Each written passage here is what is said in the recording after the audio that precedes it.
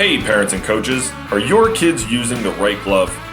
The most important skill for youth athletes to learn is how to play proper catch.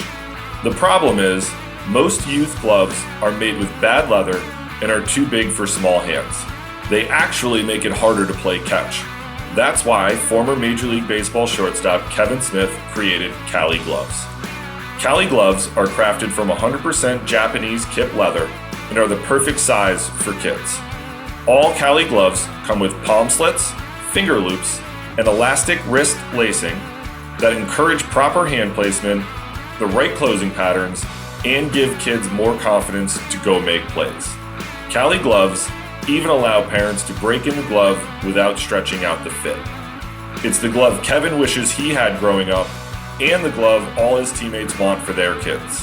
Visit caligloves.com to learn more and help your kids play better catch. That's Cali Gloves, K-A-L-I gloves.com. Welcome to this week's edition of the Dugout Dish Podcast. I'm Andy Kirikides, joined by my wonderful co-host, Mr. Keith Glasser. How we doing? Great. How are you? Good. We got a guest on today, somebody that I had the pleasure of spending many a days on the road with, competed against him while he was in a couple different uniforms. Somebody I'm pretty excited to have on the podcast, but I'll kick it over to you, Keith, for the intro. Sure. Tonight we are joined by a longtime friend, first-time guest. He's in his fourth year as a head coach at his alma mater. Tonight we're joined by Alex Guerra, the head baseball coach at Radford University. Alex, AG, thanks for coming on, babe. Thanks for having me, guys. It's great to see your faces. Great to catch up with you. I'm excited about it.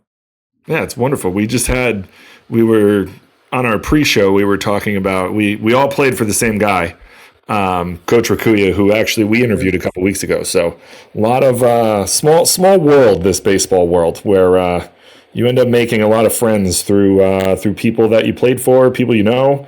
And I'm super happy and grateful that you're able to join us tonight. But before we get going, just give the listeners a quick rundown of how you got to be the head ball coach at Radford. Yeah, absolutely. I appreciate you guys having me on. I think that this is one of the many tools that so many families can dive into and learn more about the recruiting process and just learn more about college baseball, which is a game that we all know is continuing to grow at an extremely fast rate. So the more information that everybody has, it's only going to benefit them and their kids' future. And you guys are doing a great job, and appreciate you guys having me on. But no, I started my career at UCF. I played at Radford, and once I was done, I was able to have the opportunity through Coach Rakuya to go down to start my coaching career at Central Florida. Spent 2 great years there. Had a chance to be a part of a regional team my first year. I show up and I didn't really understand what I was getting myself into. And Joe kind of alluded to that. Was like, man, you're going to a program that's going to really win, and got really good players, really good coaches. So you've kind of hit the jackpot here. So had the opportunity to go down there with Coach Rooney and his staff for those 2 years. First year out, we won 43 games, went to regional final against Stony Brook. That was when they had to beat us twice, and they ended up having their magical run. And then after UCF, I was able to come back to Radford as an assistant for 2 years as a recruiting coordinator, and was a part of 2 of the most successful years in this program's history. 45 games in 2015, won the regular season, won a Big South championship, and went to regional final against Vanderbilt. And then after those 2 years, spent the next 6 at James Madison. 6 great years there with Coach Ike.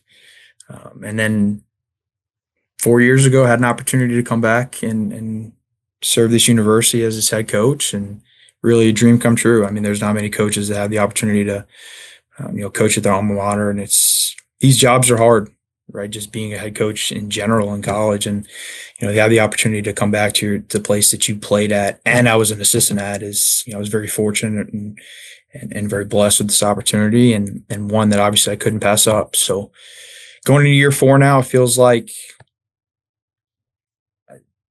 I can't believe I'm saying year 4, right? It seems like yesterday it was my first day here. But we're in a really good spot, and got great assistant coaches, got great players, and I'm excited about this year coming up. Yeah, it seems like yesterday I was running into you at every field in Virginia or every field down in Georgia, because when I was at William and Mary, you were at Radford for 2 years, and then at JMU, and it was just like, oh, there's AG. Mm-hmm. Might be at the right place then. That's exactly how I felt. I think there's a lot of our coaches in the state. I think you kind of feel the same way, right? Like when you show up to the game and Kurt's there from Virginia Tech, you're like, all right, I'm probably at the right spot. I feel pretty good about where I'm at, and I always felt that way about you. I was just taking orders from Case, so this is where you're going today. All right, sign me up. I'll have a report ready for you in the morning. He ran a tight ship, man. You guys won. I saw Case last summer. He's the best, man. I ran up to him awesome. This summer as well. I always try to make a point with him being up at the Coast Guard, and good friend. We had him on the podcast, but just an awesome dude. I learned a ton coaching with him. I think our state, and I've been in the state now. This is the 13th year between being an assistant head coach. I think our state has some of the best baseball people. I know Glass is probably thinking like he's the outsider right now. Obviously, it doesn't change how we feel about you, Keith. But I think our state has so many great assistants and so many great coaches that are just good people. And obviously, you were one of those guys. It was a shame when you got out of it. I think our game lost a really good coach, but unfortunately, college athletics forces professionals to make decisions that they've got to make for the betterment of their family. And you left and would you get a master's from William and Mary? Yeah. So you're way too smart for this college. He's got two masters. Smart. You know what I mean? Business school at William and Mary. Two of them. Yeah. How'd you get 2? He's got more degrees himself than probably you and I have. I have 1. So so do I. He has like 4. You and I have 2 together. Oh God, yes. Unbelievable. Yeah. I'm not as dumb as I sound sometimes, I think. No, my wife would argue the opposite, but I think everybody that's neither here nor there. Yes, that'd be correct. No, I mean I think about the guys that like we used to just routinely run across, like Coach Stifler, head guy at Notre Dame now. I had some awesome chats with him back in the day when he had no business talking to me. Mm-hmm. Didn't need to, but guys like him, you got Mike Marin at Old Dominion, who's just a fantastic dude. You guys at Radford, Kurt was running around at VCU. The guys at VMI, Sam Roberts does a great job. Ike, yep. And then, what's his name? I'm drawing a blank on him right now, but he's the hitting coach for the Yankees. Casey Dykes. Yeah, Casey. Casey used to run into games with him all the time. How about Justin Weller? Yep, Justin. Volunteer. Yeah. He's a pitching coach for the Mets now. Yep, and I caught the back end of Jeff Palumbo at VCU, I think. Or he might have just been up in the state a bunch at ECU because they were everywhere. But yeah, you run across these different coaches and you learn so much just sitting there watching a game with them. We were both, you're still young. I was young as an assistant there, and you're sitting down with these guys who've won. Stiff had won God knows how many games at VCU, and that guy's taking the time to sit there and talk to me about baseball. You learn so much just being around those type of people. And it's interesting how so many of them are willing to give you information, right? Oh, for sure. They don't hold this stuff close to their vest. No. They're willing to have conversations and let you pick their brain on stuff. And, I think that I felt lucky with the guys that we come across and the guys that we had the opportunity to be around. Rob Woodard was another one who was at Tech. Yep. We used to run into him all the time. So it's that coaching network, and me and Keith talk about it all the time. Like, you learn so much from the other people. You were talking about the little lady from Temple who'd been there for 50 years, and I brought up Coach Rossi. Yeah. Why wouldn't you listen to some of these guys? They've learned so much. And I know you still lean on a lot of these guys, Joe in particular. I know Joe's around all the time. Like, it's how you get better. It's how you continue to evolve. And I think coaching is a copycat profession, right? I mean, you have to drop your ego. You have to be willing to continue to learn, especially in today's landscape of college athletics, just recruiting, evaluating, the events that you go to, the background that you do on players. We're constantly growing and we're constantly evolving. And then it goes into the way that you're coaching players. I mean, I think about, I was a hitting coach for over a decade. And the stuff that I talked about the first 2 years versus my last 2 years, like, and your style and your teaching methods and the drills that you do, and just completely have evolved and changed. And you've got to be able to stay with the times 100%. Otherwise, you're going to get left behind. And you can't be, again, I think it starts with your ego. You got to be able to drop it and understand that, like, there's other people that are doing really good things. And if you can take some stuff that you feel like will work within the system and the routines and the way you go about your day to day, then it's going to help guys get better and it's going to help you win. and but it's constantly growing.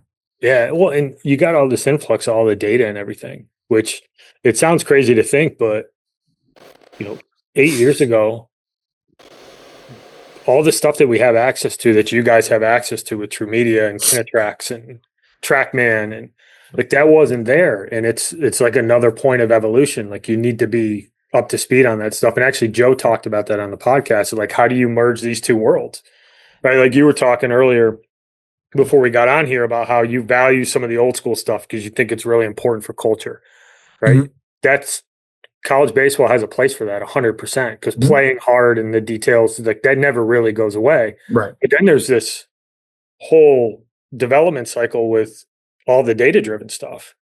And you got to know what you're talking about. You got to, or at least know how to implement it. And as well as anybody, like, there's guys out there who are really, really good at it, and to not seek them out to better understand, like, hey, how do I marry up this information? Like, how do you guys look at the data that you get? Yeah, 100%. Like we were talking about earlier with the scouting reports, that story you were telling offline, that never happens now. Like, you will never not know what a guy's velo is going into a game. And there's been, you don't have to email a coach and say, hey, can you send us your report? And then you're taking it and you're blending it into the language that you want. Like, there's no, I haven't asked a team for a report in probably 5-6 years. There's no need for it. Now, if someone asks us for a report, you're like, it's almost like going up to somebody in high school and asking them for their homework. And they've spent like 2 hours on their homework. It's like, no, I'm not giving you my homework. I spent 2 hours doing all that. Well, we spent an entire week preparing for weekend series. Like, and then on Monday, like, someone's going to email me and ask me for my report. Like, no, do it yourself. Like, you got Synergy, you've got True Media. You figure it out. Yeah, it's evolved. Yeah, it's totally evolved. And I think the information is good. I think it's made our game better. I think it's helped developing players better. I think it's helped you make better decisions, whether it be recruiting. You make better decisions, whether it be putting a guy in the lineup or whatever his development plan is, because you've got information to back it up.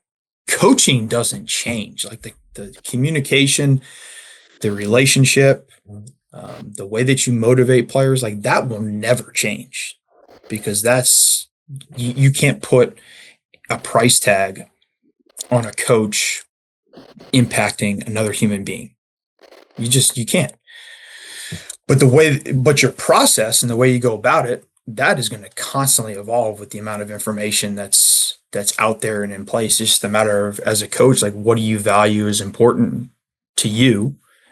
and how you feel like some of those new wave of information is going to be able to help these guys get better, and what you want to take from it and what you think is BS. And that's your job to be able to evaluate that.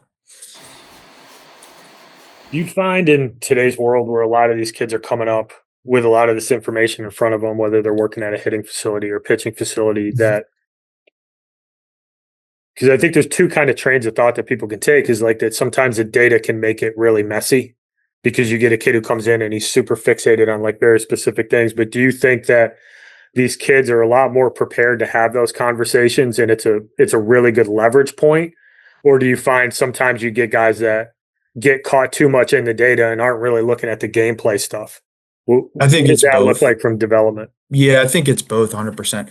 I look at some of this stuff as like, in order for you to master a high school subject, well, you've got to get through middle school. You got to get through the elementary piece of it, right? It's like you cannot be teaching an elementary school kid algebra 2. Like he's got to get the basic arithmetic down. So like if you're talking about data and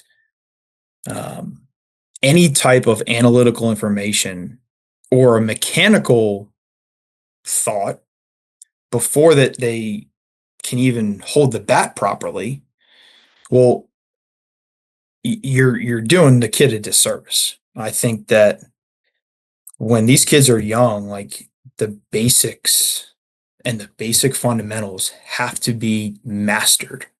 They have to be mastered in order for you to be able to take on those higher level development type of ideas that are going to involve data, that are going to involve higher level type drills. Like if a kid can't hit off the tee, like you shouldn't be talking about the machine and what your TrackMan data is. There's no need for that. I think there's a time and place for it. And then you got the kids that are they're so entrenched with the data piece that they lose sight and they lose focus of the ability to make in-game adjustments. And as a coach, like you've got to be able to balance, like, what does that environment look like? Like for us, like when you're in the cage, when it's before practice, like you want to work on your swing, you want to make mechanical adjustments, that's fine. But once we get to team practice and we're doing team stuff, like all that stuff goes out the window. When we're in team, like we're trying to win. We're focused on winning. We're focused on competing. We're focused on creating an environment that is challenging. The tempo is important. The pace is important. The difficulty level is important. I think there's a time and place for both of those things. You need to have an environment where you're refining your mechanics, you're refining your movements. You're really slowing things down, and then there's a time where you need to be able to turn the dial up, and we're focusing on creating an offense that's going to be able to translate to beating a guy on Friday night. It's such a transition for high school kids. Like you hit on some of the practice that I think is, I don't know if there's a misconception. That's probably not a way to put it, but I think it's just not understanding what a college practice looks like. And it's not a bunch of individual attention once the team period starts, right? Once you get done with your stretching, like to your point, everything that you do is about the gameplay.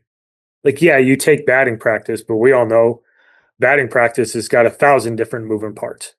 You got shortstops working on specific things, double play feeds, whatever it might be. Outfielders are tracking baseballs. You've got guys down here working on bunting. If it's bunting is something that you value, you guys got doing.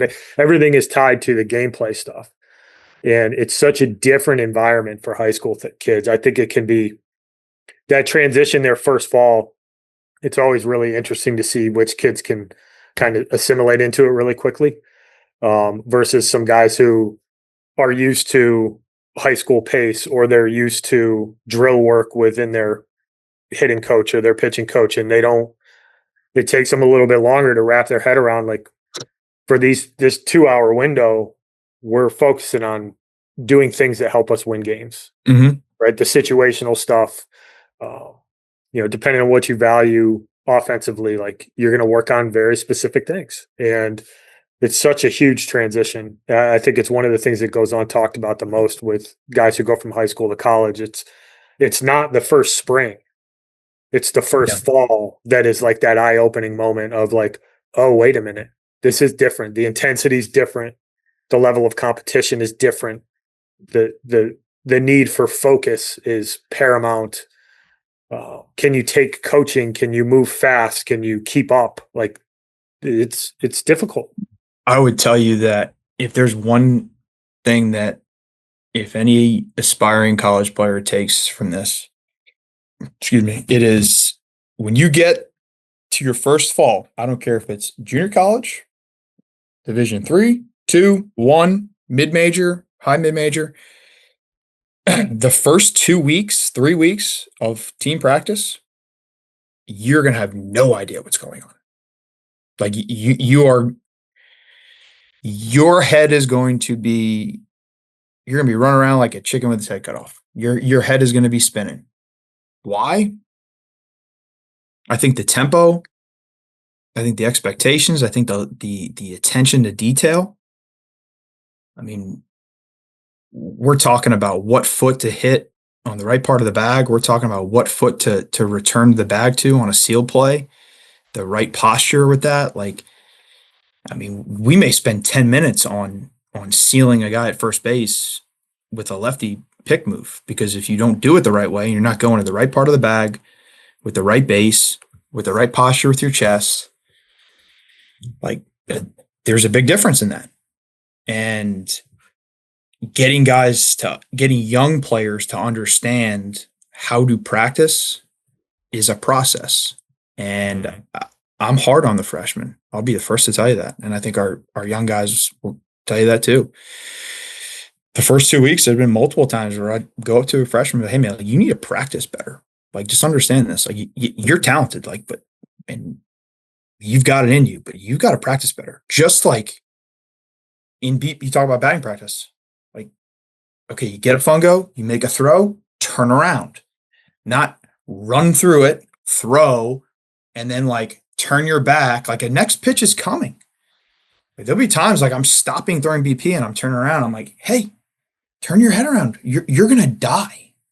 Like, you're gonna die. Like, you are going to get hit in the temple because you're not paying attention.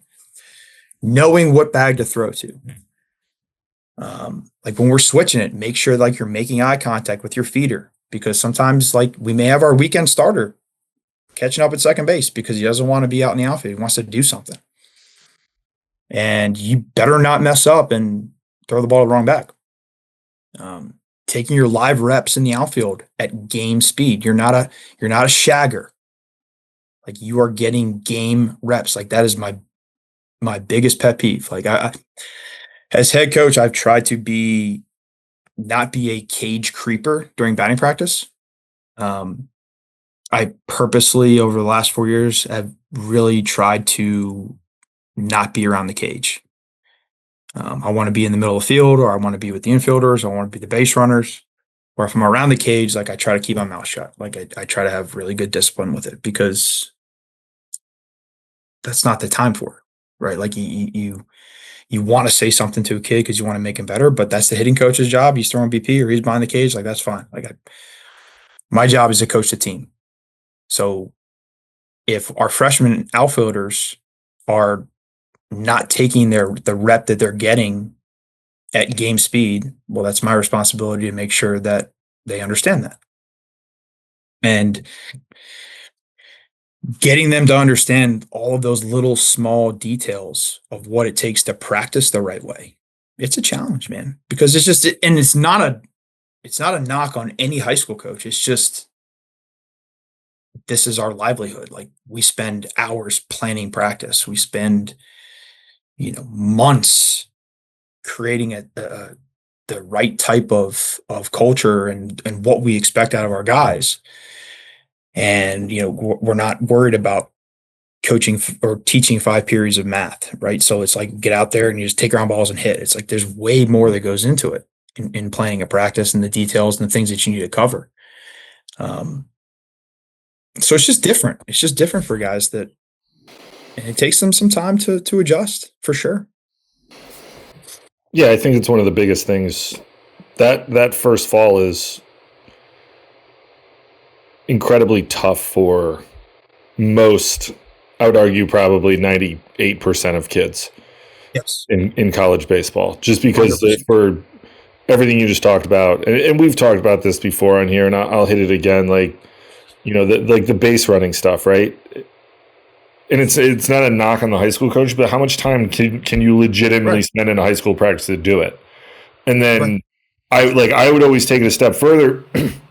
There would be times in my career, like, you'd have to take the freshman catchers aside and do like rudimentary base running stuff, because in summer ball they speed up the game and run for the catcher. Those kids never run the bases.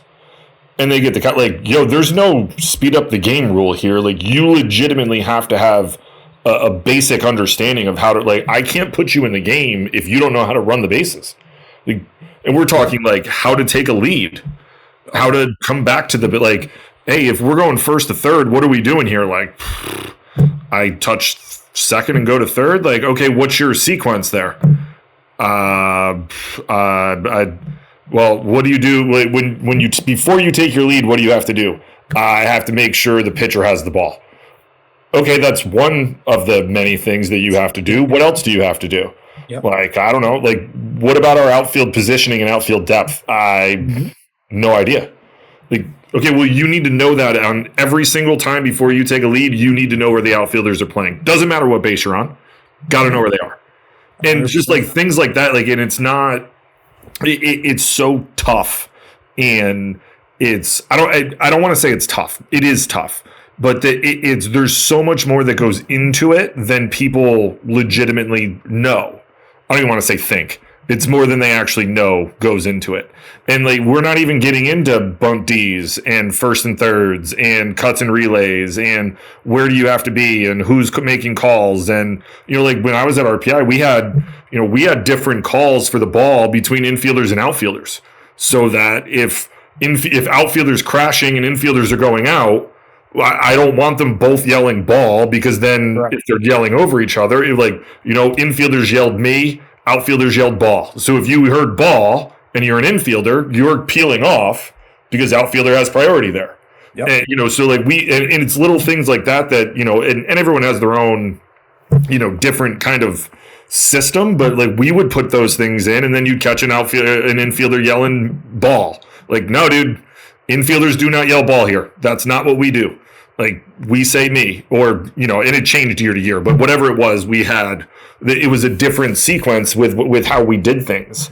And, I think that it's such a hard jump right away, because you're going to feel like you're drinking water out of a fire hydrant. And you have to learn to slow the game down for yourself. And that comes with time, that comes with reps. And I do think in the vast majority of us in this game, like, we understand that where you're coming from and where you're at. Like, you're not going to know everything, but there has to be some effort on your part to legitimately try to learn this stuff and start making those jumps. And 100%. I remember, I tell the story all the time. Like, I remember we were doing cuts and relay. We were doing double cuts my freshman year. It was like day 3 of practice. Coach Rakui's just banging fungos into the gaps, and I'm yelling 2 on double cuts, and he just kept looking at me, and I'm like, I don't know what I'm doing. We never ran a double cut ever in my life, and Andy is just standing on shortstop yelling, "Figure it out." And I'm like, I don't even know what to figure out. I don't know. Like, I've never done this. Like, what the heck is going on right now? And then, come to find out, like, your key is first base. Like, if there's no one on first, it's a 3 call. If there's a runner on first, it's a 4 call. Then we adjust from there. And like, just that simple thing was like, oh, okay, like, that makes a lot more sense now. So like, we don't care about second. Like, no, it's an auto double. We're conceding it. Like, oh, okay. Well, that makes more sense to me now. But it took a good 7, 8 of him just banging fungos, and I'm like 2. Everyone's like, "Yo, there is no 2 call." I'm like, I don't know where the ball should go. I'm just gonna sit here and wear it. And I couldn't figure it out for a good 15 minutes, and then after that, it was fine. But like, it's things like that you've never done before, and I think like it can be intimidating. It can be, you're afraid not to screw up because you want to be perfect because you've always been the guy where you're coming from. Like, you got to get over that part of it. Like, you're not the dude anymore. Like, very few freshmen are going to walk onto a college campus, regardless of level, and be the guy right away. And even if you are, there's going to be things in your game that are deficient that you are going to have to work on to bring it along. And I think that freshman fall is, you're going to be talking about things that you've never actually thought mattered in a baseball game. And I do think, and it's so different too, like, when we're talking data and we're talking, the college game versus the pro game versus the high school game and all those things, like there's a lot of trickle down that we always see through, the big leagues and the college and on down. But like at its core, the college game it's a different game than the pro game. Like, if a ball hits a glove at the pro game, like, you're out 99% of the time. Like, that's not the case in college baseball. You might have a freshman playing third and a sophomore on the bump late in a game who can't field his position. Like, I think you're an idiot to not bunt in a situation where you need to get the runner to third or get him into scoring position at the top of your lineup. Why would you not? Like, yeah, in pro ball, it's an out 99% of the time. In college, it might be an out 80% of the time given the situation. So, like, take your chances. It's such a different game. And I think sometimes we get lost in some of that stuff from a bit. And, the other side, obviously, like, over 162 games, that shit plays itself out. Like, we're in a 56 game sprint to the finish where almost every game matters. Like, you don't really have throwaway games to be like, you know what? We're just going to dump this Tuesday midweek because we can, and ultimately it's not going to matter. Like, are there situations? Sure. Like, we're a little banged up, and we're going to run some freshmen out there to give guys an entire week off, and we're playing Lord only knows who. So, like, whatever. We can dump this one because this weekend is far more important. But that's not, like, you're not doing that every Tuesday or Wednesday. No. You want to go out there and win them, because if you don't, like, maybe you have a bid at large. 100%. Like, that shit matters. And I think that, like, that's where, there's such a difference in our game and why that stuff matters in the fall for practice. And you have to be in shape to practice baseball at the college level. Like, that's like, you don't really need to be in game shape. Like, realistically, we can all go out there and probably play a 9-inning game, the three of us. I don't know how we'd feel the next day, but there's no way the three of us can go through a full week of practice of 6 days. You know what I mean? Like, we'd be like, dude, day 5, I'm tapping out. My knees are going to be killing me. My back hurts. My arm's going to fall off. Like, the in shape part is generally geared around practice and what you're going to be doing there versus like the straight up game stuff. And it's such a different feel and a different modality, I suppose, from high school and even summer ball. Like, there's a lot more attention to detail and things that you're going to have to learn in order to legitimately give yourself a chance to be an option to potentially play in the spring. Yeah, that you said a lot of really, really good things there, Keith. Probably one of the best lessons I've learned when I started getting into coaching. Coach Rooney told me this. He'd ask me a question. I'm like, I assume it's correct. I would say that a lot early on. He's like, AJ, don't assume. Don't assume that when you're setting up our team meal, even though you've done it 3 times, like, don't assume that place knows what time to come. Like, make sure over and over again. Don't assume that the freshman knows how to take a lead the right way off the bag. Like, you'd be shocked. Like, first day, it's like, all right, guys, like, take your lead off the bag and then have them do their secondary. And like, we'll do it 5 to 10 times until they get the tempo right, till they get the right length of their secondary. They're not clicking their heels. They're not getting overextended. They're not taking little stutter steps. They've got good rhythm. They've got good tempo with it. Those are important. Is it important? It has to be important on September 7th as much as it's important in May when he takes an incorrect secondary, slips because he's overextended himself, and then he gets backpicked, and then you lose the game in the conference tournament. So like it can't be like important to you when you screw up. Like you have to implement, this is how we're going to play, and this is how we're going to do things. And you can't assume anything. Like I assume nothing. It doesn't matter. Like, or teaching guys how to bunt. You talk about how the college game is different than the pros. 1,000%. 1,000%. Like, we're gonna be passionate about having a right two-strike approach. Because why? Well, if you strike out at a 40% clip, well, you better hit 20 homers. Because I'm not watching you hit 270 with 3 home runs and you strike out once every 3.5 at-bats. I'm not watching it. Like there has to be the right approach. There has to be buy-in to situationally hit. There has to be, if you're a type of guy that's athletic, and that's the way that we recruit, we want athletic players that can run. You got to be able to dominate the short game. You got to be able to handle the short game. You got to be able to handle the bat. Like you got to be able to take it in a bat the right way. You get the pro ball and you're making millions of dollars. Like you can play however you want, and it's not you're not gonna play for him anymore. But like you're gonna play hard. You're gonna play your ass off every single time that you're on the field. There's a certain standard. There's a certain style, and there's a certain expectation, and it's gonna be ingrained in you every single day. And it's not.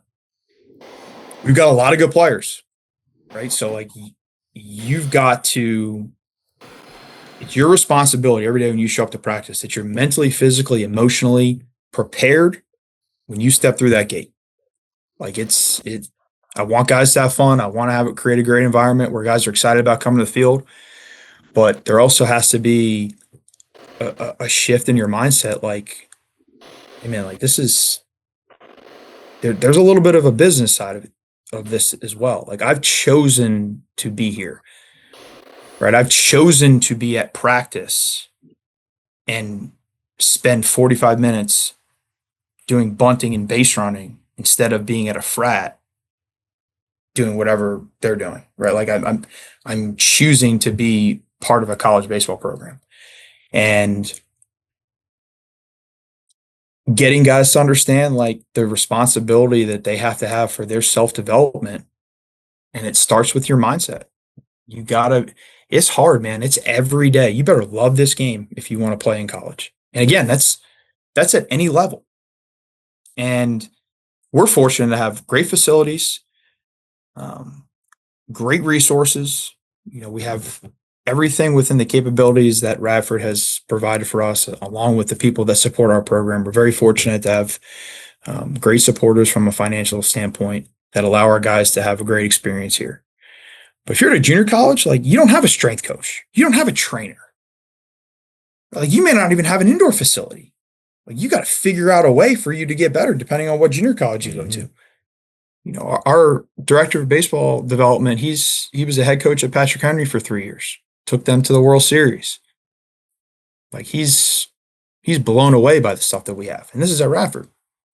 Right? Like, and he tells stories all the time about guys at junior college that like, you know, some guys are doing laundry for the team, right? Like, so it's when you're in a situation where you've got everything right in front of you, there's no excuse for you to not be excited about coming to the field every day, and buying in and being the type of player that you can be. The margins are so thin, and it's why you, as a coach at the college level, like you harp on those details. Like you're talking about, like, how do you go back to the bag correctly on a pickoff move? Well, yeah, that doesn't matter 99 out of 100 times. But if you do it right one time and that pickoff move is up the line a little bit and you've propped yourself up on the bag properly with good posture and you entered with the right foot, you've now organically blocked the first baseman from being able to come across the bag. That ball might go up the first baseline and you end up on third base. That run can be the difference in a game. You were talking about it earlier, and I think that we have very similar thoughts on this, but like most seasons are won and lost in tight games. They're not, you don't just go roll people in college all the time. Like it's not how it works. Like most of them, you're looking at 6-4 games, 5-4, 7-6, 8-6, whatever the score might be, but those are tight. Usually those runs, the difference there is it's usually details. Oh, 100%. A guy taking an extra base, or a guy not backing up a base, or a pitcher messing up a bunt play, or causing some chaos because you've really taken the time to execute the base running philosophy. Like whatever it might be, those margins are so thin, but you create those margins in practice with the stuff that you stress and the stuff that you focus on. And we had a stat at William and Mary that Murph used to always track, and he's been tracking it forever. So I'm sure he's got about 20 years of data on it now. But in that 3-year window, the biggest indicator for a win was who won the free base battle. Mm-hmm. So if we created more free bases than we gave up, we won like close to 80% of the games. But people a lot of times just go to like, well, that's walks and errors. No, it's, did you go first to third on a ball through the 4-hole? That's an extra base. Catcher who can really defend, like not giving up pass balls, not giving up wild pitches. Guys throwing to the right base, like preventing a guy from going from first to third, or hitting the cutoff man when you're throwing home and that guy on first base gets thrown out at second and you end an inning. Like those are the margins that exist in college baseball. It's not stressed at the high school level in travel ball, and it's not an indictment. I think it's just a different game. But in college, you learn how important that is in practice. Because to your point, you don't want to have to coach something that happened in a game, because looking back and I'd be like, well, we never really covered that. Well, that's a coach problem, not a player problem. But if you give them all the information and you stress it and you harp on it, one, it becomes second nature to do the things that you value. But then on the other side of it, you've already coached it. So now if it doesn't happen in the game, which it ultimately ends up playing that way, like kids make mistakes, the game's really, really hard. But the kids understand it now, because it's like, oh, now that's exactly what you were talking about. That's why that's important. So the practice stuff is just, I didn't realize how big of a deal it was until I got a little bit older in coaching. And you really start to run like a really tight practice. And you really have a good understanding of what your philosophies are and the things that you value. Right. And that's all encompassing the play hard stuff. Like, it's the only non-negotiable we had at William and Mary is like, you play hard. Everything else we can coach, like, but your responsibility is you show up and you play hard every day. Yeah, there's no doubt. And I think that practice is I tell our staff all the time, like, practice is for us. This is our game day. Like, this is our time to shine. This is our time to feel like when we leave that gate, like, did we win today as a coaching staff? Like, did we feel like our team, if we were to play another team, like, were we going to win or not? And if we felt like we probably would have lost today, well, we got to take a reset and evaluate and talk about what we need to do the next day. But you're so right. Like, the margin for error is so small. It's so minute.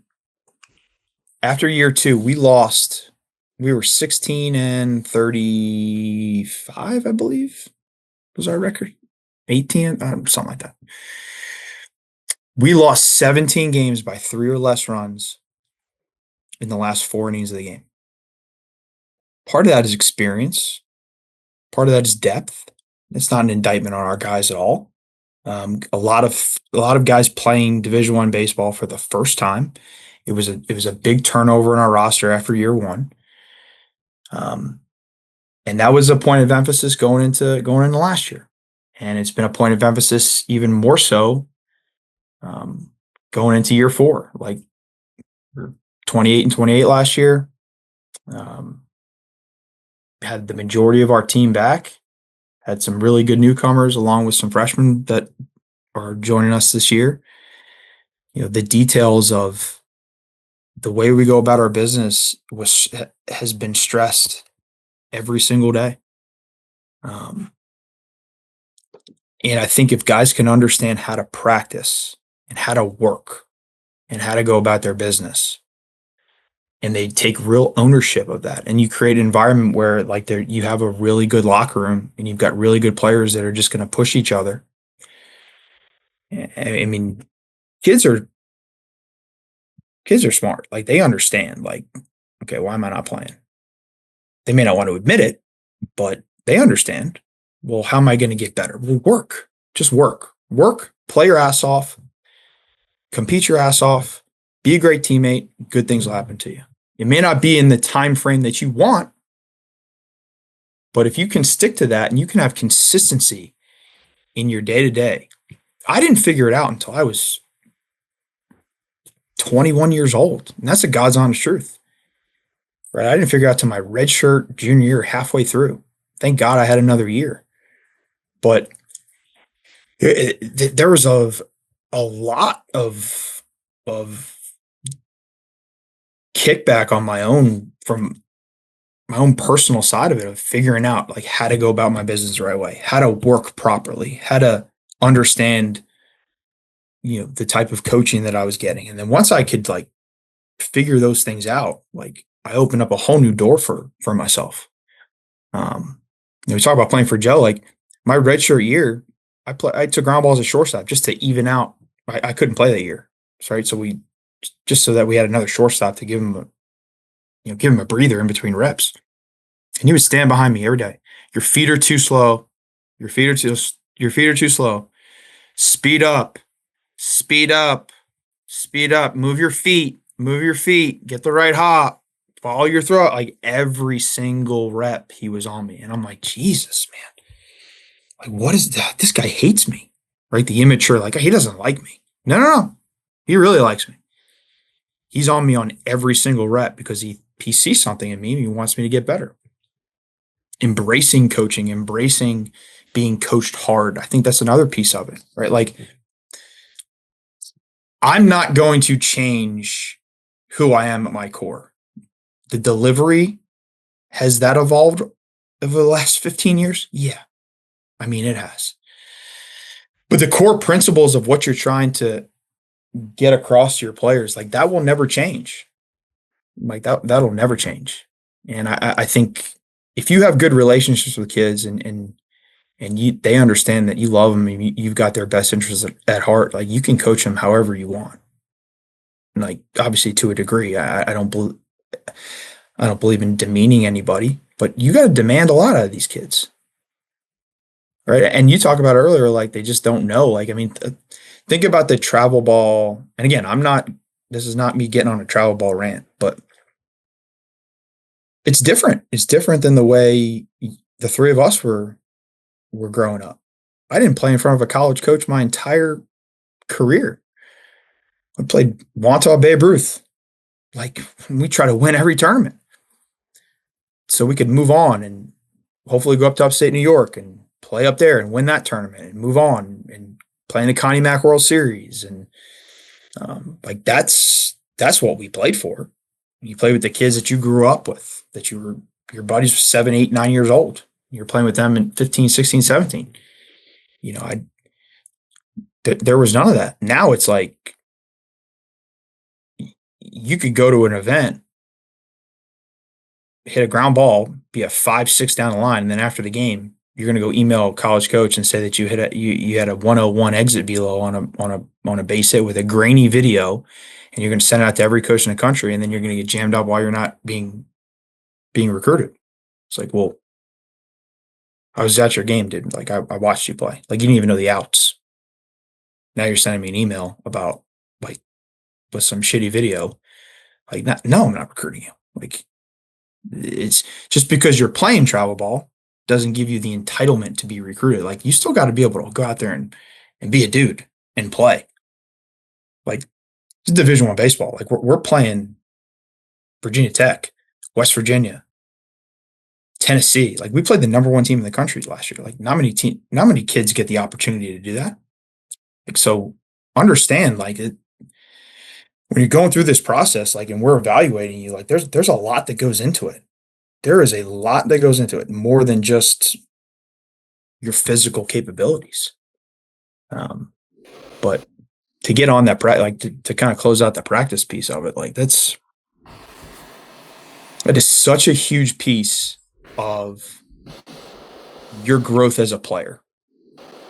Like, you talk about like having a feel for and getting acclimated at college. Like, you're on your own for the first time. Mommy and daddy are not coming in your room and waking you up. Like, you got to have a lot of discipline. You got to have a lot of structure within your own life. Like, is your room clean? Is your locker clean? Is your car clean? Like, are you caught up on your laundry? Are you caught up on your schoolwork? Are you doing the stuff in study hall? Like, did you map out your day so that you can go get your community service hours in? You know, if you have a class situation, like, are you communicating properly to our strength coach or to your trainer to make sure that you're getting rehab in at a different time, or you're getting your lift in at a different time?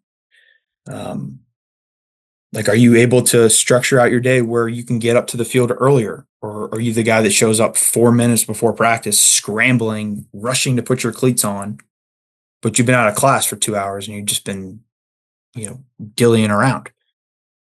Like, how to prepare for practice. There's a lot that goes into it. Like, and there's different stages, and guys get it and it clicks for them at a different time. Sometimes they got to face adversity in order for them to make adjustments in their day-to-day life. But yeah, that first semester, man, it's a wake-up call. And I don't care how good of a player you are. I don't care how prepared you may think you may be. It's just like how I was when I became a head coach. Like, I thought I was prepared, and I was prepared at the things I can control. But, like, then there are certain things that come up that, like, you just got to figure out on the fly, and you got to make adjustments as you go. My biggest fear now as a head coach is, like, making sure that I know every rule in the rule book. Like, because if there's something goes on, like, it's my job to make sure that I'm arguing the right thing. I have some type of ground to stand on if I'm going to go out there with an umpire. Like, every single winter time, like, I read the rule book. I study the thing. I'll call umpires every year. Like, hey, am I reading this the right way? Like, so if this happens, like, is this the way things should go? And that's my responsibility to be able to make sure our team is prepared. Yeah, the barrier to entry in college has changed quite a bit. Like, and we can get into that a little bit later, like, in terms of, you got all these rule changes, but the expectation and what is needed every day just to get in the mix, I think sometimes gets lost in the shuffle. And like you talked about, the play hard stuff, like, high school guys who are listening to this, like, the easiest way to get crossed off a coach's list is to not run hard down the first baseline and not play hard. Like, you don't really have time for that kind of stuff. But I have no time for that. I will tell you that right now. Like, I'm curious, Radford, like, no time for it. I don't want to say that it's easy, but it's not hard to find talented players. There's plenty of them, right? Oh, there's plenty of them out there. You have things that you value, the play hard stuff, the details, the commitment, and you understand all of the pieces of the puzzle that kids, like, boxes they have to check in order to just kind of keep their head above water. Is there anything that you try to do during the recruiting process, or anything that you really value in the recruiting process that kind of tips you off on, like, this is the right type of kid? Because we talked about it earlier, like, it's such a big piece of the puzzle. Like, when you took over the head job at Radford, you were trying to pick up the pieces and get the program back to where it was when you were there previously with Joe, when you were winning 45 games. And, that's the goal, is to get back to that. But you talked about how important it was to get the right people. Yeah. I know it's a murky equation, and if anybody had the answer, but is there anything that you feel like that gives me some evidence that this kid is going to be able to get here and that learning curve isn't going to be as steep? Yes. I think the first piece of it is let's not lie to ourselves here. Got to be a talented player. That's the first part. That's obvious. I think you have to first, as a coach, you've got to evaluate, like, how do we want to play? How do we want to play offensively? What type of position player profile am I looking for? And everybody's different. Like, there's no right or wrong answer. It's just a matter of the style that you want to play with. So for us, like, we've defined that as a staff. Like, we want athletic players that can play the middle of the field, that can handle the bat. We want guys that can run if possible. But if you cannot defend the field, like, you've got a really difficult time staying on the field every single day. I want to be able to coach guys that can handle the bat, that can do a lot of different things for us offensively, that can bunt, that can run. I think the power piece is the last thing as a hitter that will come. And part of that is just what you do in the weight room, and you be getting older and getting that maturation process as a hitter and understanding when there's times to leverage the baseball. And the reality is, like, we're not going to get the pure power hitter out of high school. Like, that kid's going to go to a Power 4 school because that's what those guys are looking for. So defining what you want positionally, pitching wise, like, if you're projectable and you've got long levers and you're athletic and you're mid 80s, man, sign me up. I'm good, because I know the velo is going to come eventually. We're not going to get the guy that's 92 to 95 with 3 pitches to both sides of the plate at 6'2". That kid's going to go to the Power 4 school, and that's okay. We recognize that. Or are you going to take the kid that's got a power arm that may have some command issues? Like, not to say that we haven't in the past, but you can't build an entire staff around that, because you're going to have a really difficult time to win. I want guys that are going to throw strikes. I want guys that are going to defend the field. I want guys that are going to handle the bat and that are athletic and can play multiple positions. So that's the first piece of it. When we're going out and recruiting, like, if you're doing your legwork and you're doing your homework and you're preparing the right way, like, just like you're going into a game, like, you're going to go in, you're not going to go into it blind most of the time. So you're going to know that these kids are good players, right? So how do they play catch? How do they warm up? I like to get if possible, I like to get to the games and get to the field early. I like to watch how they interact with their teammates.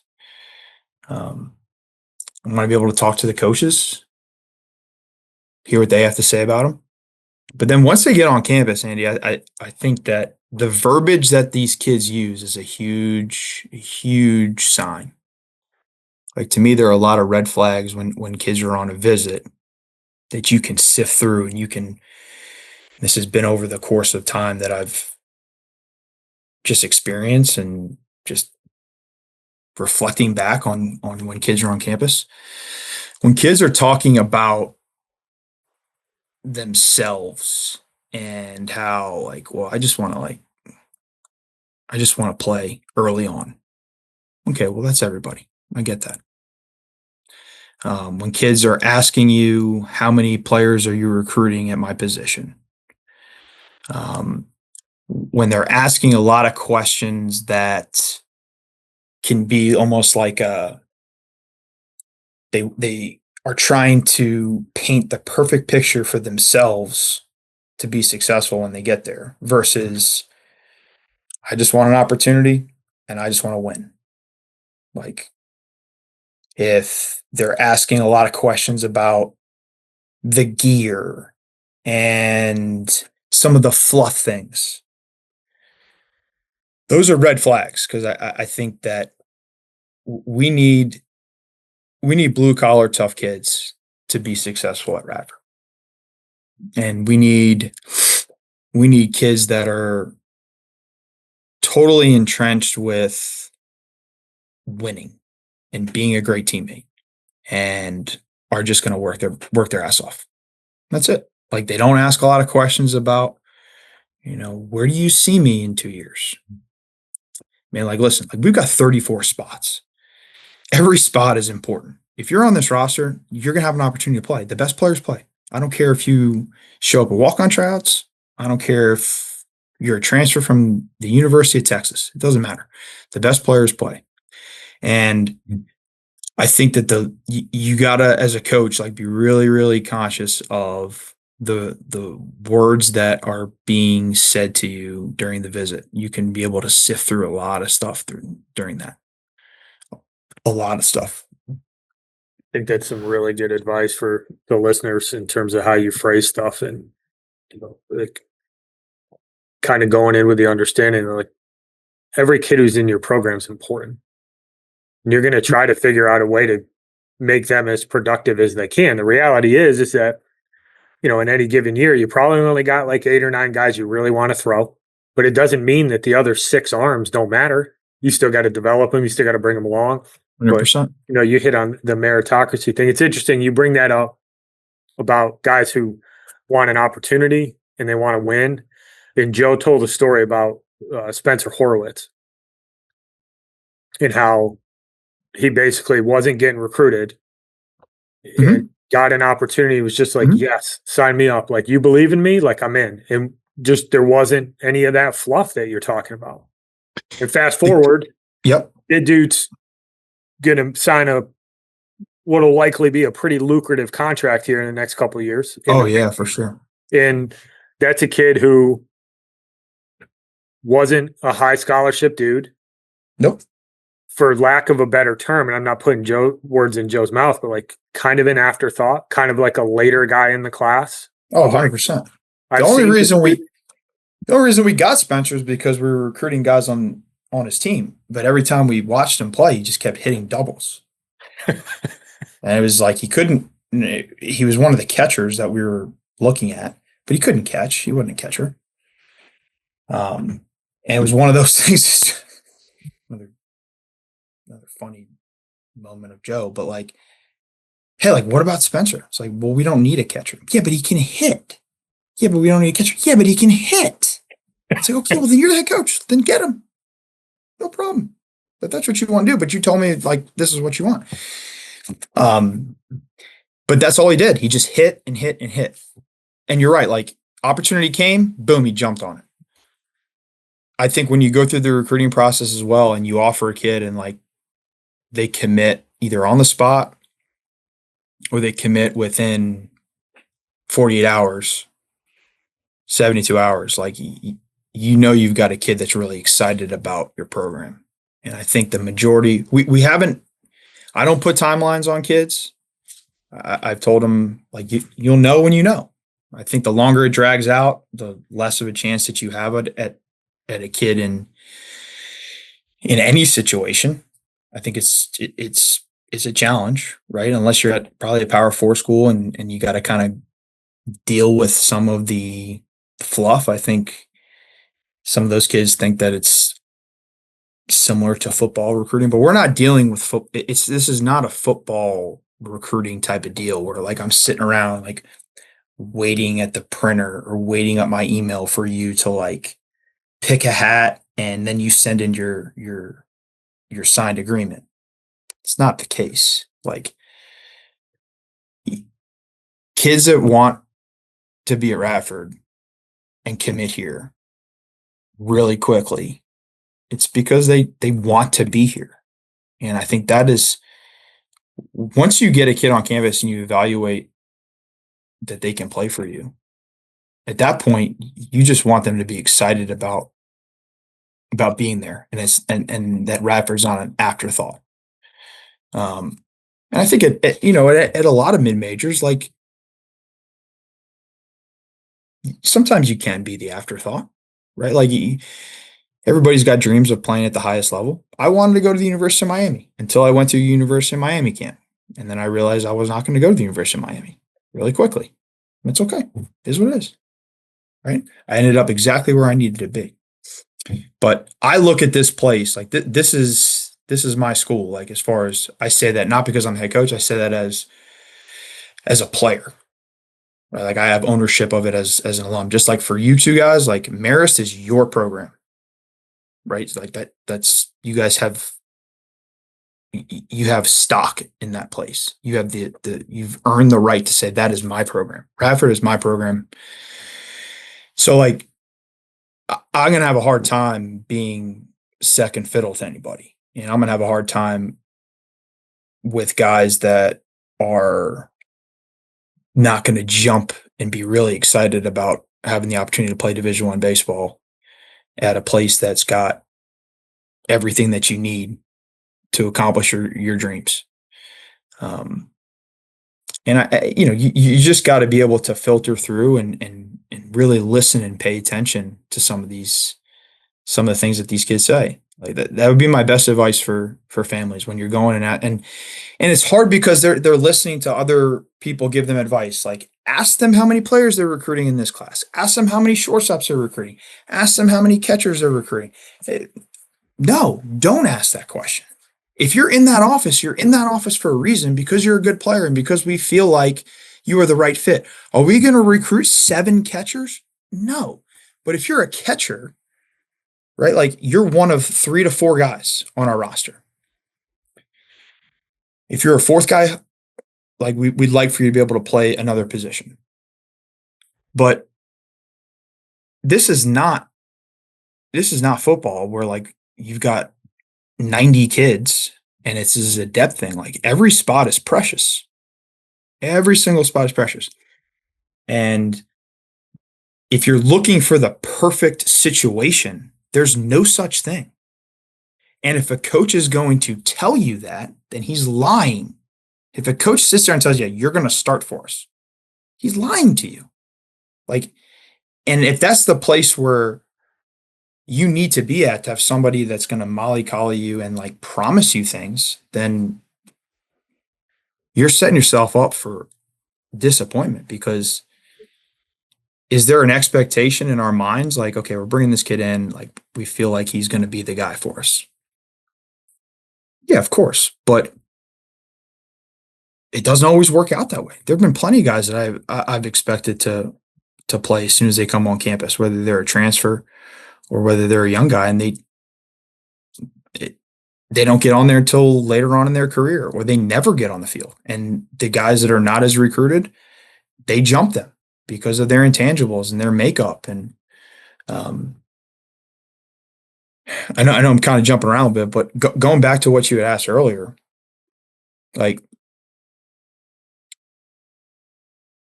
as far as the way that these kids play the game, I think that's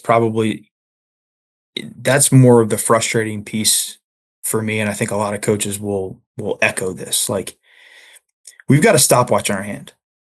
Like, okay, you ground out to short. I'm sure you want to hit a double, but bust your ass down the line. I'm trying to get a line time on you.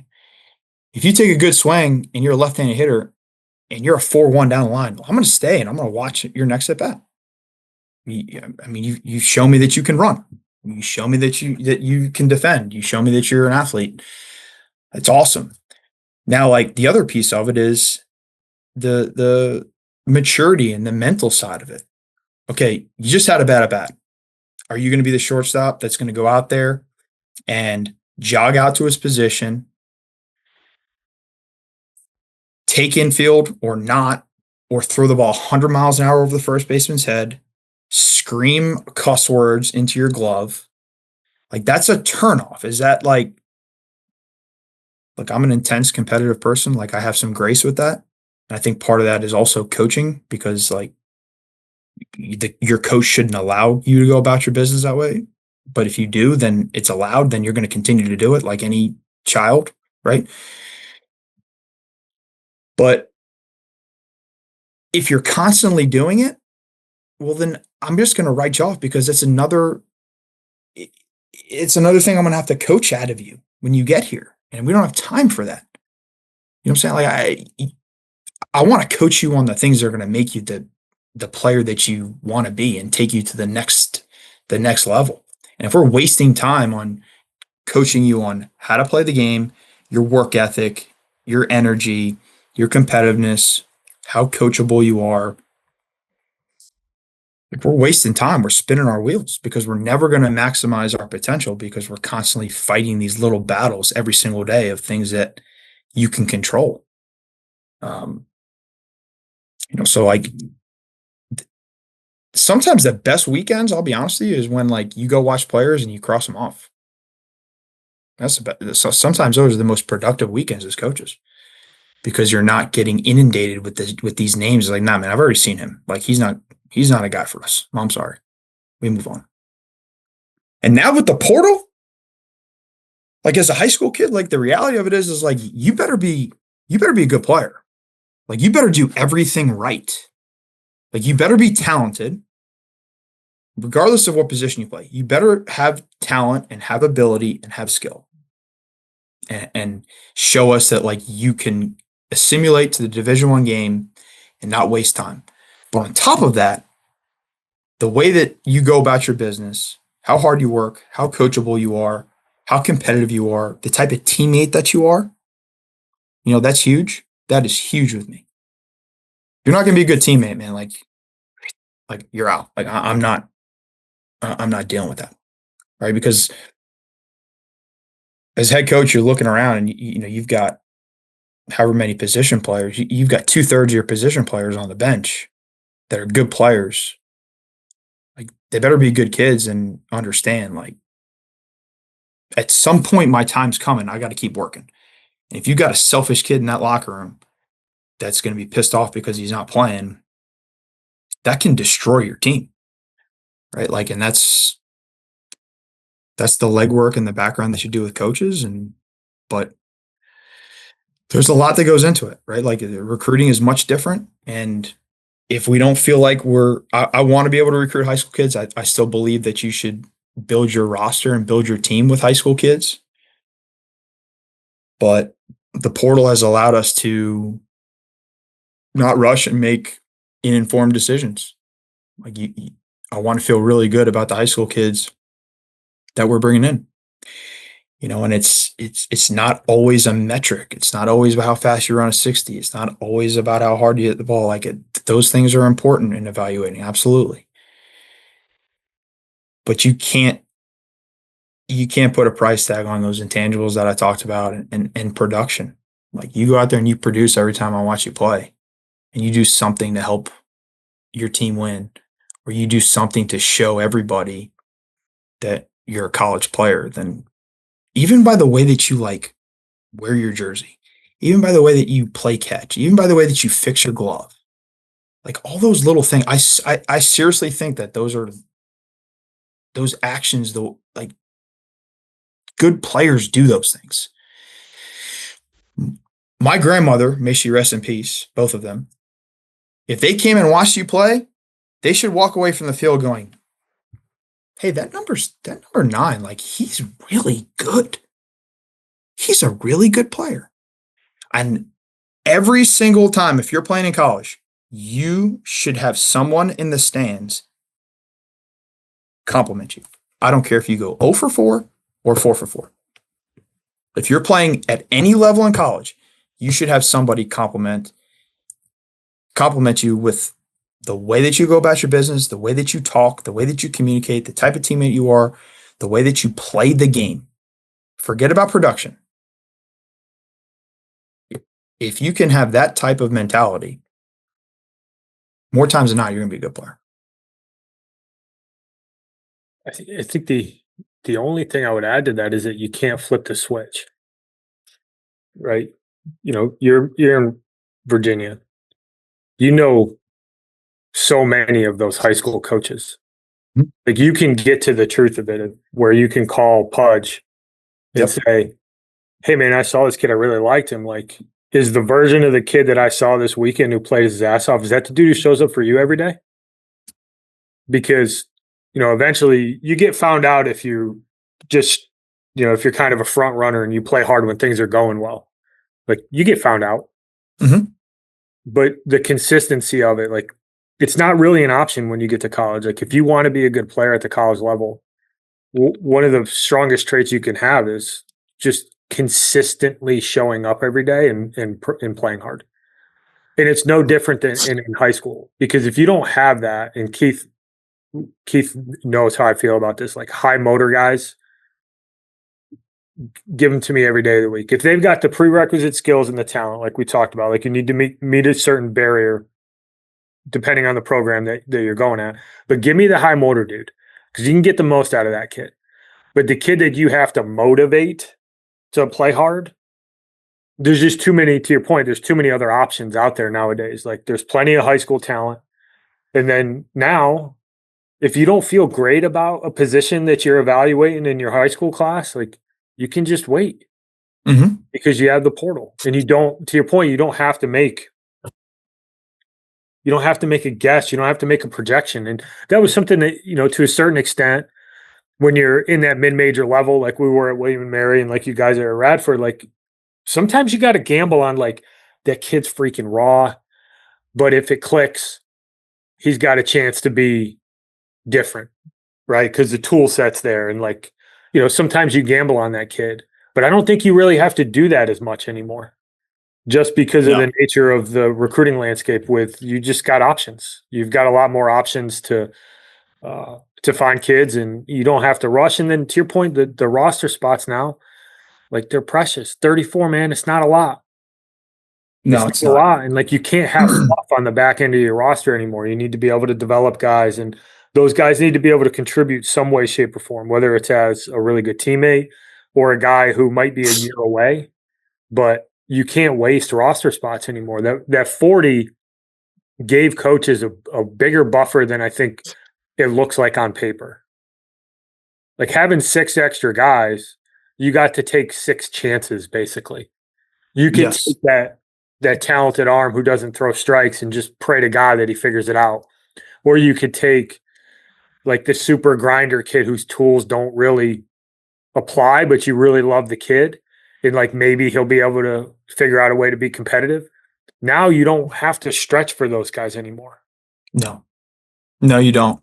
100%. No, you. Well, you didn't have to stretch for him, but the other thing though is like you have to hit on the guys that are going to be on your roster, right? Like you would, and it's not to say that it like if I had 6 extra guys or 6 extra spots, like yeah, you can take some guys and maybe they are that kid that pushes that highly recruited kid and ultimately might take that job. But there's a lot that has to happen for that to come to fruition. And I think in the current landscape, there's no risk. When we were at 40, there was no risk. Because what at the end of the year, you can just be like, hey, I don't think it's going to work out here. Just jump in the portal. And you can go get another guy. Where now it's going to be a little bit more. The premium is making sure that you hit at a high clip with the guys that you're bringing into your roster, because 34, while 6 doesn't sound like a lot, it is, especially from a roster standpoint. Like you need to make sure that you are bringing in the correct people and that you're going to be able to develop those kids that they're going to actually want to work. They're going to, they're going to commit to being developed. They're going to do the things it is that you want in your program, because if you get 2 or 3 guys that all of a sudden don't want to do that, like now you're going to look down the bench and be like, we legitimately are running out of 30-man roster because I have 3 or 4 guys that are just dead weight in this program. And Lord help you if you end up with injuries. Like now all of a sudden it's like, yo, we're at 27 guys. So like you need to make sure that you're bringing in the correct people to ultimately do what it is that you want to do in your program. Like 6 is, from and when you bear it out, like, yeah, it's 1,800 people and blah, blah, blah. But like, it doesn't seem like a lot of people, but ask any coach, like 40 going, like a 40-man roster is, I think in some regards, more of a headache than it is anything else. You're 100% right, Keith. I had 40 my last year at RPI because of COVID, and I was like, the amount of headaches I have with 40-man rosters versus a 35-man roster, and like it doesn't seem like much, like 5 people, but there's so much more. And it's just like dealing with those types of things. It takes you away from the coaching aspect of things and doing some of that stuff. And like, then like you feel that pull and, and I was by myself, like it got to the point with some of it where I was just like, I don't have time for this. Like, I'm going to devote my time to the 35 guys that legitimately want to be here and do this. Like, if you want to turn your jersey in, I don't care. Just give it back to me. I'll see you when I see you. Like, it doesn't matter to me. But I think that like, for a lot of things, I think that going to 34 and the new contact rule and all, being able to kind of slow it down and, like you said, you don't necessarily have to make decisions as early as we were 6, 7, 8 years ago on guys of like, let's try to get this kid committed when his sophomore year starts. Where now, like, you can see a kid develop. And maybe those kids that, are a little bit slower, like they pop junior year and it's like, oh, okay, like this is a kid that I kind of liked what he did before. He was a tad bit short, but, he clearly got after it in the weight room and he's developed and he's gotten a lot better. Like, this is a guy that we're going to recruit now. For all of those things that I think are positives, I do think like there's going to be more of a, like, you're going to be under more of a microscope from a recruiting standpoint because we're going to 34, and whether it's going to happen in the recruiting process or when you get to campus, like until we have a legit fall roster size, I think in some regards, like it might not matter, but that stuff is going to weed itself out in the fall where it's going to be like, yeah, no, like that's where we're not dealing with that. We'll see ya.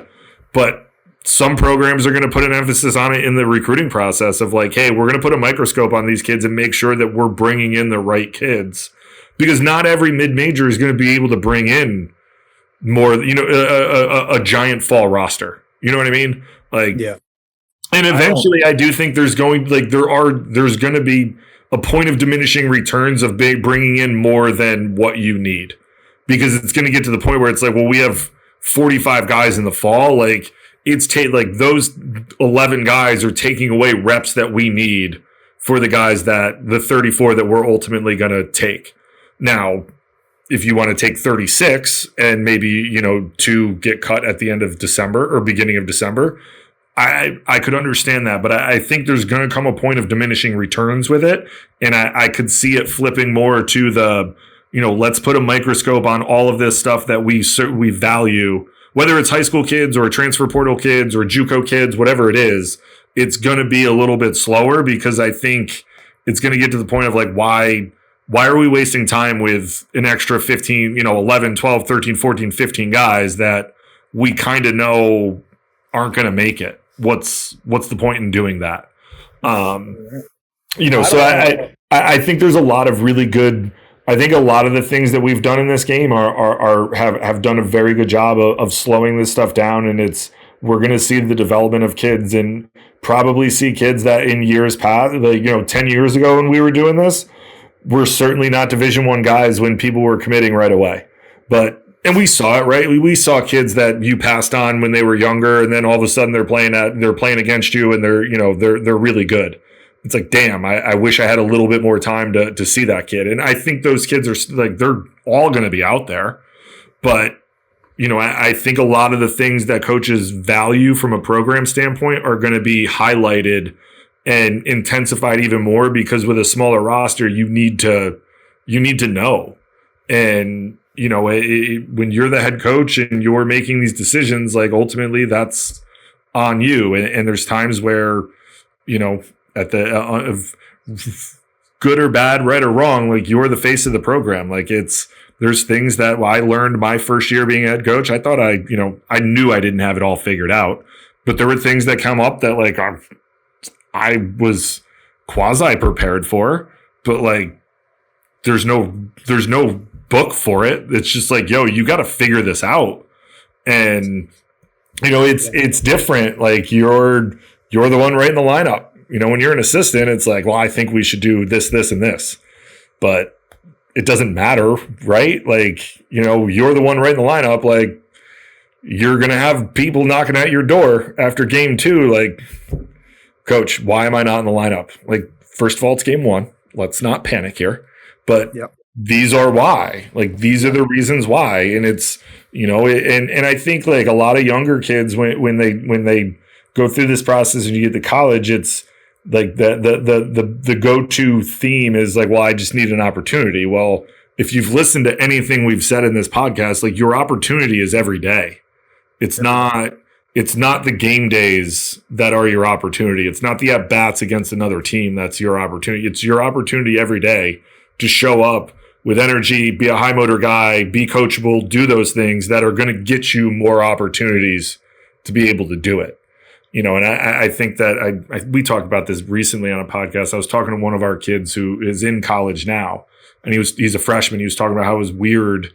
Like, he wants to play another team. It's weird, playing so much against your own team. And he's an arm. And I was like, yeah, but man, like, you need to understand as an arm, like, the majority of you're going to throw more times against your team than you will against an opponent in your career. Just from a fall inter squad standpoint, from a build-up standpoint in the spring, like, you take all of those outings, they're going to be more than what you're going to get in a regular season. Like, you're probably going to throw 15, 16, 17 times against your own team. Like, if you go out, even if you're a Friday night guy, what are you getting? 15 starts? Yep. You know what I mean? Like, you're going to throw more against your own team, so you have to go prove it against those guys to get an opportunity to prove it against someone else. And then the whole process restarts itself. You have to go prove yourself against everyone else. Mm-hmm. Because if you're not good, we're going to back off, and we're going to figure out how we can get you better and put you in a spot where you're going to find a little bit more success and build from there. So it's, there's so much more that goes into this. And I just think that, to round it out, like that all of those things matter. And I think it's going to be highlighted even more in the recruiting process moving forward, because we have time. And I think it's going to panic a lot of people. Which is fine, because we've been on a speeding bullet train for 15 years. But it's not going to change anything, because you have a lot of programs that are going to get to the end of the season and be like, I don't know what my roster is going to look like when this season ends. I could have my entire team stay. I could have 2 guys jump in the portal. I could have 6. I don't know. And then, kind of assess from there and move on. And that's where, it's going to start. And it starts with the portal and then moves forward with high school guys. So, I don't think the portal's, my famous line I think Andy likes to use now is like, you can't commit to the transfer portal. Like, until someone posts on Twitter that they're, blessed to commit to the transfer portal and there's a coach there, you still have to go to college in order to enter yourself into the transfer portal. So you still have to be good enough to play baseball. Like, we can't just make the excuse that the portal is ruining every college sport. Like, you still, you have to be good enough to land there in the first place. I think the process has allowed for the cream to rise to the top. Yeah, I really do. I think if you're a high school kid, like, there are sacrifices that you're going to have to make if this is what you really want to do. Those sacrifices include what you're doing off the field in your social life, whether it be vacations that you're taking. Like, probably shouldn't take a vacation in the middle of the summer. Not probably shouldn't. Like, you can't. Like, our players, when you get to college, you're not going to take a vacation in the middle of summer ball. You're not going to go play in one of these prestigious college leagues and then, like, tell your coach, like, during 4th of July, like, hey, I'm going to go take a week and a half because I'm going to go on a cruise. Like, no, man, like, that's not how this works. No, sir. Like, you're going and you're staying there. Like, you're going to have to overcome those things. Like, you need to go through that. But, like, talking about the roster sizes on things, you're 100% right. I think 40 was too many. I think at one point, like, during COVID, like, because of the grandfather, like, rules in, like, we had like 45, 46. It was out of control. Way too many guys. Couldn't even fit everybody in the dugout. And as far as getting guys opportunities, like, you take reps away from guys at practice. And then once you become a head coach, like, as an assistant, it's like, yeah, let's bring him in. Because you're gonna mask maybe some of the mistakes that you make, or you're gonna give yourself a safety net for if guys don't produce at the level and that you expect them to, and you got some other guys that maybe you could step in. But as head coach, like, I don't want to look in our first team meeting and look out in the group that I'm talking to and say, all right, well, no matter what, 15 of you are going to be cut because we've got 49 or 50 guys on our roster. Like I believe that the fall is such a critical time to build your team and build your team culture and your chemistry and having guys get to know each other and truly becoming a team. And you can't do that if you've got to cut a third of your roster. It's just not. This isn't pro ball. This isn't. We're not just going to roll the balls out and roll the bats out there and just go play inter squads every day and just pick the best guys who produce throughout the fall. Like Joe said this to me when I first started coaching, and I thought he was dead on. Like it's your responsibility as a coach, like to develop. Like you have to keep that at the forefront of your mind every single day. Like development has to be such a key factor into this entire equation. Like, yes, winning is important. Yes, recruiting really good players are going to help you instantly. Like that's important. No doubt about it. But you can't just give up on a kid because as a freshman, he's doesn't produce at the level that you expect. Like there's a development process for everybody. Everybody's a little bit different. But if you recruit a kid, it's your responsibility to make it better. And you have to do everything in your power to do that. And if it doesn't work out, it doesn't work out. Sometimes, you make mistakes and things happen. But you can't be making 10, 15 mistakes a year. That's not a good sign. Like if kids are leaving your program and just going somewhere like not as good as you of where you're at, well, you're not doing a good enough job in the evaluation process. If kids are leaving and going somewhere better or just as good as where you're at and developing and having a good career, well, like if it happens too many times, well, then you've got to evaluate how you're coaching and what you're talking about to these kids and what you're doing with them on a daily basis. Like there's such a responsibility that we have as coaches to make these kids better. And that's why we're really detailed in the evaluation process, and everything that kids say and everything that parents say are evaluated, just like everything that I say during the recruiting process to them is evaluated. But I think the rules have helped. I think it's slowed down. I think it's allowed us to make better and more informed decisions. Like when I go watch a hitter, like I want to watch him take 30 at bats over the course of his career. That's going to having a chance to probably watch him play, 6 times, 5, 6 times, potentially. If I go watch a kid play 5 or 6 times, and I know I'm going to make a really informed decision. Like I feel really good about the fact that even if because they're going to struggle when they get here. So what you have to tell yourself is, no. This kid is a good player because I've seen it with my eyes. I know it's in there.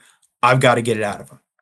Versus you take a shot on a kid because you got a video of him and you gave him, you took a flyer and it's like, who cares? We just gave him the fall, get rid of him. It's like, no, I've seen this kid play so many times throughout his high school career. I know it's in there. I'm missing something. I got to pull it out of him. I know he can do it. And it gives you confidence when you're coaching him because that he's a good player. And that's why the rules have allowed us to slow down and be able to make better informed decisions, on top of the fact that you can't just bring in as many guys as you want. You got to set your rosters by December 1st. We made one roster move this year. And that was the day after the fall was over because the kid wasn't the right fit. Nice kid, good kid, but just wasn't the right fit for our program. And we didn't have to do it, but we did it because it was the best move for our team moving forward. But there were a couple kids that probably be better for them to go to a smaller school or maybe go to a junior college because they're underclassmen. But we made a commitment to them. And it's our job to try to pull something out of them and make them the best player they can be. And if it doesn't work out a year from now, then I feel good about the fact that we gave them every opportunity that we can. It just may not have worked out. But when you sit down and you tell a family that you want them to be part of your program, that's such a responsibility on you as a coach to put them in the best position to be successful. And having 50 kids on your roster in the fall is not putting these kids in a position to be successful. It's not putting your best player in a position to be successful, because you're cutting reps from them and you're cutting time from them and the attention that you should be giving with your staff. If your pitching coach has got 26 bullpens, like, what is that? Like, how are you truly developing relationships with players if you got to deal with 24, 25, 26 hitters? Think about that. Like, think about doing individuals that way. Like, that's not sustainable, and it's not sustainable for coaches or the players. So I think the adjustments that we've made with with some of the recruiting rules has really helped, for sure. It's not, nothing's perfect, but it's better than what it was. It's better than offering 8th graders. Yeah, it's a huge step in the right direction, and it's I think the rules, they'll change, but I think it's in as good of a place as we can get it right now. Yeah, and it'll evolve, obviously, but I think right now, I actually think it adds some clarity to the recruiting process for a lot of kids, and I want to parlay that into the closing question here. Is like, if you're going to give a piece of advice to a player or parents who are going through the recruiting process right now, like what would you say to them?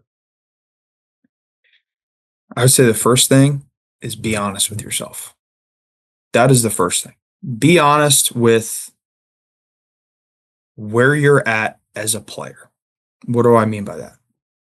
If you run a 7.5 60 and you're shortstop, don't go to Virginia Tech or UVA's baseball camp unless you're just a fan of that place and it's your dream to just go play on that field, because they're not going to recruit you.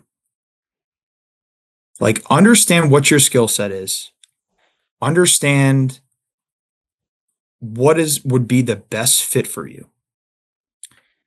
And be honest. You have to be honest with yourself. You cannot compare yourself to other players.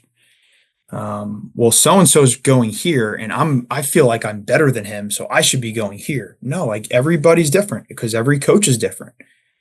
Like, your teammate could be a kid that doesn't strike out, can really run, can really handle the bat, and really defend. And you could be a hitter who's got a lot of power, but has some swing and miss and may not be the best defender. Well, just because your teammate is going and playing Division I baseball at this school, that doesn't mean that you fit in with that program's philosophy and how they want to run their offense. Same thing on the pitching side, right? So don't compare yourself to other people. Be honest with your skill set. And the other thing I would say is have clear objectives and standards for what you're looking for in a school. What do I mean by that? If you're a valedictorian of your high school class and you want to study mechanical engineering, well, you probably should be looking at some high education, some high academic schools, some really, really elite academic schools. If you're going on a visit to William and Mary, you should not be going on a visit to Radford. And that's not a knock at Radford. My Radford degree is hanging above my head here, right? I'm proud of it.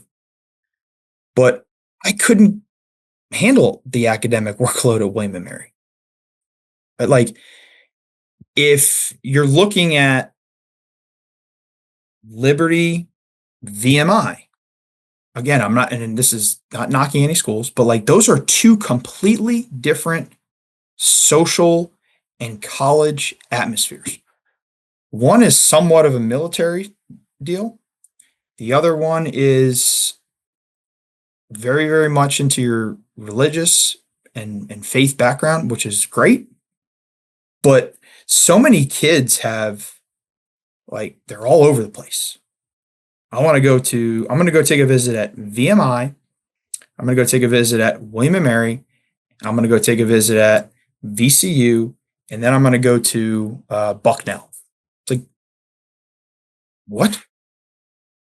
You got a Patriot League school, you got a military school, you got a school in the middle of the city, right? Like, and then you've got a faith-based school. So different sizes, different demographics, different geographies, different areas of the country. Like, narrow down. I want this size school. I want to be in this area. I want to be this close to home. I want to be, this is kind of the cost that I want to be into. This is what I want to study. These are the things that are important to me from a baseball standpoint, whatever it may be.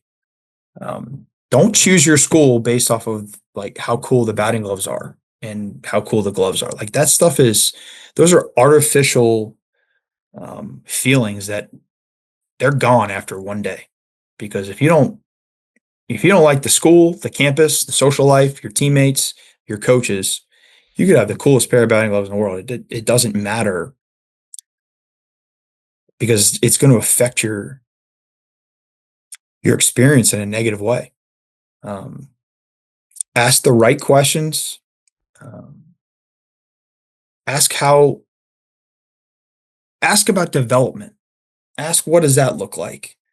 What are the tools that you use? How do you implement your development stuff? Like, have baseball conversations. Ask about the culture of the program. Ask about, the team. What's the team like? Would my personality fit in with this locker room? Go to college practices. Pick 3 or 4 schools after you evaluate all those things, and then go to their camps. Right? Like, we get it. Like, camps are a way for all programs to financially support, whether it's the coaches, whether it's the program itself. We get it. Money is the driving force behind a lot of things. But camps are very important when it comes to recruiting. And I think over the last couple of years, camps have been used in a negative connotation with a lot of people, whether it be travel coaches, high school coaches. Don't go there. It's just a money grab. Well, you're investing in your future. So if I'm a good player and I know I can play at whatever level it is, and there's a handful of schools that are similar and I like, well, now I'm going to go to I'm going to go to Radford camp. I'm going to go to George Mason camp. I'm going to go to a JMU camp. And I want to be around these coaches. Would I mesh well with them? Would it be a good fit? So only time you have the opportunity to be on the same field as the coaches and the players. Communicate, talk, ask the players that are working these camp questions about our program. I think you'll be able to get a really good feel and really good insight of what's going on. But if you're a kid from Northern Virginia and you're a backup player on your high school team, and you get an email from the University of Texas, and you go to the University of Texas camp, well, that's a money grab. You're feeding into it, right? So understand where you're at, educate yourself on the type of school that you're looking for, and have those non-negotiables for yourself for what it is that I'm trying to, I want out of my college experience and the things that I'm trying to accomplish. And be realistic. Be totally honest and realistic with yourself. There are times that I'll see kids that will come to our camp and I just want to be able to, I want to give them a refund and be like, look, man, you can't play in college. You shouldn't be here. Right. And everybody goes to these things for different reasons. But if if you're serious about your college experience and what you want out of it, then you're going to be honest with yourself. And that'd be the best piece of advice that I would give these families. Yeah, and I think that's a great way to wrap this up. Like, I think the honesty piece is where it starts because it guides everything else, right? Figure out where you fit, get some good feedback from people, figure out where you fit, and then that helps you make all those other decisions. And it starts to paint a picture of like, this is where I belong, this is where I can be, or this is where I strive to go. So what do I need to do now to get there? So 100%. AG, it's been a pleasure, man. Been a pleasure, buddy. We appreciate you guys. Appreciate your time, and you know how to reach me if you're up in Northern Virginia. Come swing by. Yeah, for sure. Call us on anybody. But we'll be in touch, man. Obviously, we'll be keeping tabs this spring. Hope you have a happy holiday and you guys get things rolling. I know the guys are off campus now, but coming back soon. So season's right around the corner. Yeah, buddy. We're excited. We'll definitely stay in touch. Glass, my Heather told me to tell your wife she said hello and that she loves her. Will do. Make sure you pass that along. I will. Thanks for coming on, Bub. Guys, appreciate you guys. Have a great holiday. This was awesome, and hopefully we'll catch up soon. And need anything, you give me a shout, man. Thanks for having me on. This was awesome. Thanks, AG. Thanks everybody guys. for listening. Thanks. See ya. Thank you for listening this week. If you're watching on YouTube, go ahead and hit that subscribe button and smash that like button for us. Check us out on Apple Podcasts, Google Podcasts, as well as Spotify. You can follow us on Twitter and Instagram at EMD Baseball. If you want to find out what me and Keith do to help families and players navigate the recruiting process, go ahead and check us out on emdbaseball.com. Take a few minutes to check out our new online academy. I promise you'll get some good information out of that. Thanks again for listening. Check in with you next week.